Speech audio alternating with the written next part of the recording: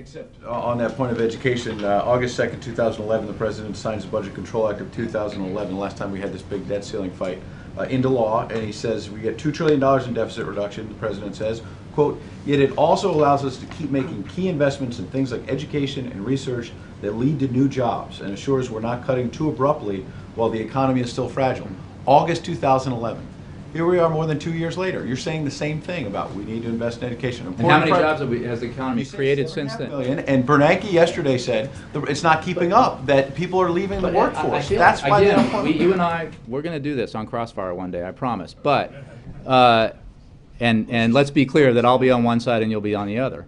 But what was true then is true today, that we need to continue to invest in education. We need to continue to invest in infrastructure. We need to continue to invest in areas of... 2011 did that, according to the President. 2 years later... Okay, first of all, as we discussed yesterday, we need to help you with your facts about what happened in 2011.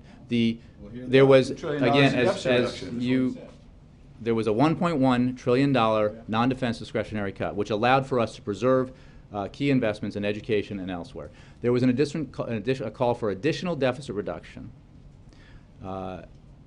which the President proposed a plan to do, which was balanced, and the Republicans rejected. The super committee was tasked with finding a way to achieve that, and if that was not achieved, after another year, the sequester would kick into place. Now, the sequester is indiscriminate across-the-board cuts, which Republicans bemoaned until, lacking an alternative, they celebrated, including significant cuts to our military readiness and cuts to Head Start and other programs that are vital to millions of American families across the country.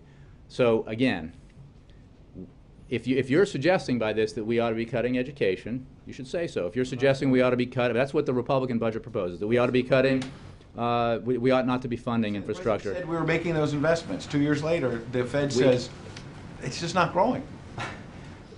Ed, have we been growing? Has the economy been growing? Yes, it is. Those are facts. That's what he said. He said it's just not growing quick enough for us to take the training wheels off. The President agrees entirely that we need to continue to make the key investments to have the economy grow and create jobs. And he agrees entirely with those who would say that the economic policies that were in place that helped precipitate the worst financial crisis and the worst economic crisis in our lifetimes are mirrored by the Republican proposals that we see today. Republicans have put forward ideas that would bring us back to policies that caused the worst job loss of our lifetimes. That's a bad idea. Last one is, since you said you wanted to focus on facts, yesterday you and the President talked about how never in the history of America has the debt ceiling been used to extort a president. Probably saw the Washington Post looked at that, looked at the facts, and gave you 4 Pinocchios. So you're going to correct that today? Or? There is no question that prior to 2011, there has never been a case where one party with one ideological agenda has threatened to default on the United States obligations for the first time in its was default. Richard Nixon wanted to lift the debt ceiling, and Ted Kennedy and other Democrats brought up a campaign finance reform bill because of Watergate, correct? No question. Was anybody threatening default? Party, right? Was anybody threatening default? Was anybody saying, if I don't get this, if I don't get what I want, we'll allow the economy to default? He was demanding, I want a campaign finance reform bill. We're days away. Ed, again, go look at the facts, go look at the history. Give you 4 Pinocchios, or just... You can ask the Washington Post. Continue to say this has never happened before. Ed, why don't we look at what Republicans have said?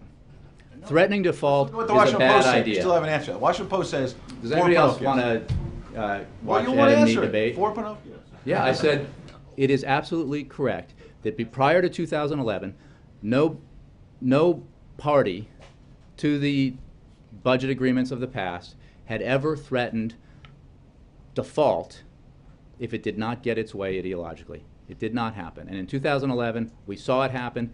And even the flirtation with default, the fact that there were members of Congress on Capitol Hill who said we should default rather than reach an agreement with President Obama, a compromise with President Obama, that took an enormous toll on our economy. And, you know, people who think that this is fun and games ought to tell it to those people who did not get jobs in August of 2011 or September of 2011 because of that behavior. People who, you know, struggle to pay their bills for longer than they should have because of that decision. It was a mistake then, and I think the American people saw it as a mistake, and a lot of people, including a lot of Republicans, see it as a mistake today.